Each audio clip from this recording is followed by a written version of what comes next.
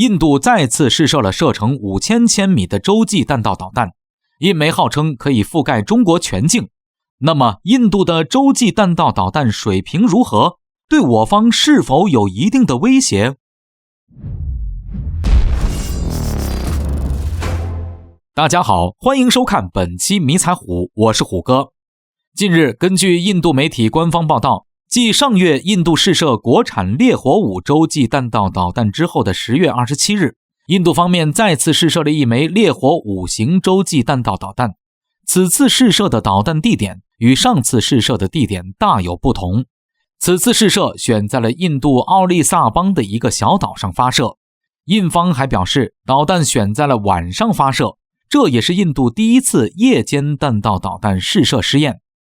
试射成功后，印度国防部发布消息称，目前成功试射的烈火5导弹可以覆盖中国北部的重要地区。此举符合印度对于中国的最低限度核威慑的政策。根据目前的公开资料显示，印度的烈火5导弹射程为5000千米，能够搭载 1.5 吨的弹头。但是不知道此次试射的导弹弹头是否是上一次的分导式弹头。印媒对此感到欣喜异常，发文声称此举将对中国造成巨大震慑。这也是印度军队改革整合成3军战略司令部以后第一次成功的夜间试射。该导弹已经解决了印度导弹无法打击中国北部地区的问题。而且此次试射时间正是中印两国军队在所谓达拉克地区进行对峙期间，因此成功试射导弹的消息将是对中国最强的战略信号。虎哥认为，印度所谓烈火5洲际弹道导弹的称呼实际上有些言过其实了。首先，洲际导弹在我国的定义一般指的是射程大于8000千米的远程弹道导弹。印度装备的烈火5洲际弹道导弹射程仅为5000千米，这还是印度目前射程最远的弹道导弹，充其量是一个远程弹道导弹，根本没有资格称之为洲际弹道导弹。与之对比鲜明的是中国，哪怕是现在的火箭军现役射程最近的洲际弹道导弹的射程都有8000千米，更远的为15000千米。烈火5这射程充其量仅为火箭军最远导弹的1/3，可见印度洲际弹道导弹的发动机水平与中国相差是较大的。另外就是印度弹头小型化的问题也是值得商榷的。按照印度的核技术水平，是否真的拥有核弹头小型化技术存在很大的疑问。因为印度进行过小型原子弹的核试验，按照美国的估计，确实掌握了一定的核裂变技术，但是核裂变的威力则是有上限的，而且利用率非常低。而唯一突破此办法的就是利用核聚变。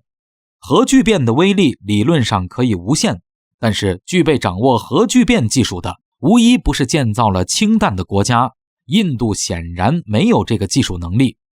这就造成印度的核导弹威力相比掌握核聚变的国家严重的不足。举个例子，中国的东风31洲际弹道导弹可以搭载10个当量50万吨的分导式核弹头，而印度的烈火5则可以理论上携带10个当量为3500至4000吨的分导式核弹头，二者间的差距很大。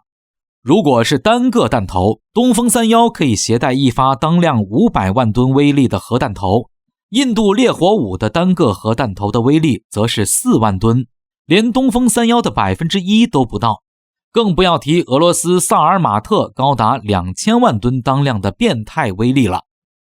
在射程威力上，印度的烈火5导弹堪称世界洲际弹道导弹里的地中之地。印度烈火5弹道导弹的突防能力也还是全部凭借其速度突防，这一点已经落后了。现如今世界各大国包括中国都有反导体系专门应对敌方传统的洲际弹道导弹，并且已经拥有了比较高的防御能力。目前中国具有陆基中段反导的能力，可以通过敌方导弹来袭的速度和飞行轨迹，确定最佳的拦截时机，发射导弹予以拦截。不具备弹头变轨能力的印度烈火5导弹能被我反导系统进行准确的拦截。根据综合分析，印度的洲际弹道导弹在技术和可应用性方面存在严重的技术问题，其实战意义可以说并不高。而且印度部署核弹的准备周期时间也是相当的长。印度目前没有自己的全球卫星系统，因此可能在准备的过程之中就会被我国的北斗卫星所侦察。一旦发现这个源头，解放军是有能力将之彻底掐灭的。也许是为了防止中国的侦察和空中打击，因此印度专门把发射地点选择在了印度内陆地区的小岛上。不过这仍然没有什么用，因为东边是印度洋，我方可以通过热成像型无人机进行全天候的监视。如果发现印方有危险企图，可以当即摧毁。因此印度虽然成功试射了弹道导弹，但是其不论是威慑力还是实战价值都是相当之小的。